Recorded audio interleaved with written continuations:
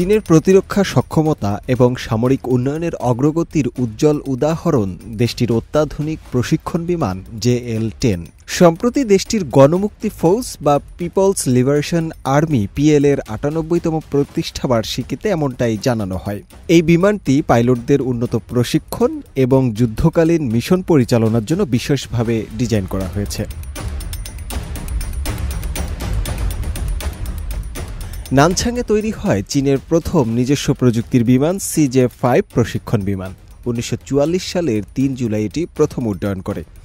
এরপর থেকে এই শহরে CJ-6, JL-8 এবং বর্তমান প্রজন্মের JL-10 এর মতো একাধিক প্রশিক্ষণ বিমান তৈরি করা হয়েছে।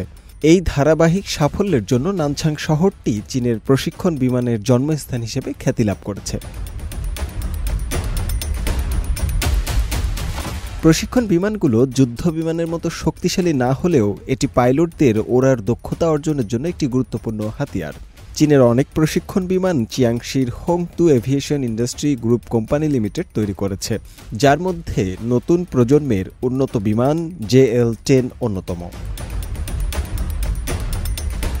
JL-10 বিমানটি ২০১৩ সালের ১ জুলাই প্রথম পরীক্ষামূলক উড্ডয়ন করে।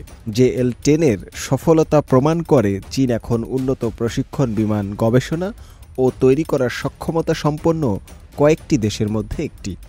এই বিমানটি মূলত চতুর্থ প্রজন্মের যুদ্ধবিমানের পাইলটদের প্রশিক্ষণের জন্য ব্যবহৃত হয়। এই কারণে পাইলটদের কাছে এটি লিটল জে-10 নামেও পরিচিত। JL-10 বিমানটির ডিজাইনে এমন একটি কাঠামো ব্যবহার করা হয়েছে যা ওড়ার সময় পরিচালনার সক্ষমতা এবং স্থিতিশীলতা বাড়ায়। এতে প্রচুর পরিমাণে হালকা ও শক্তিশালী উপাদান ব্যবহার করা হয়েছে, ফলে এটি অনেক বেশি টেকসই এবং নিরাপদ। বিমানটিতে দুটি ইঞ্জিন, যার একটি blended wing body aerodynamic layout এবং একটি digital fly by wire control system রয়েছে। এই ডিজিটাল কন্ট্রোল সিস্টেম পাইলটকে সহজেই বিমান চালাতে সাহায্য করে। এছাড়াও এই বিমানটি ছোটখাটো আক্রমণ চালাতে সক্ষম। এর ডানার নকশা এমনভাবে তৈরি করা হয়েছে যা মূল কাঠামোর সঙ্গে মিশে আছে। এই বিশেষ নকশার কারণে এটি ওড়ার সময় এমন একটি ঘূর্ণি তৈরি করে যা বিমানটিকে দীর্ঘ সময় বাতাসে ভেসে থাকতে সাহায্য করে। ডানার নিচের অংশে থাকা বিশেষ খাঁজগুলো ইঞ্জিনের শক্তিকে সর্বোচ্চ পর্যায়ে নিয়ে যায়।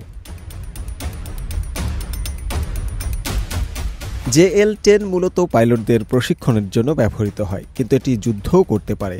এতে অস্ত্র লাগালে এটি আকাশযুদ্ধে অংশ নিতে পারে এবং স্বল্প দূরত্বের মিশনে খুব ভালো কাজ করে। JL-10 বিমানটি ৩.৫ টন পর্যন্ত অস্ত্র ও গোলাবারুদ বহন করতে পারে।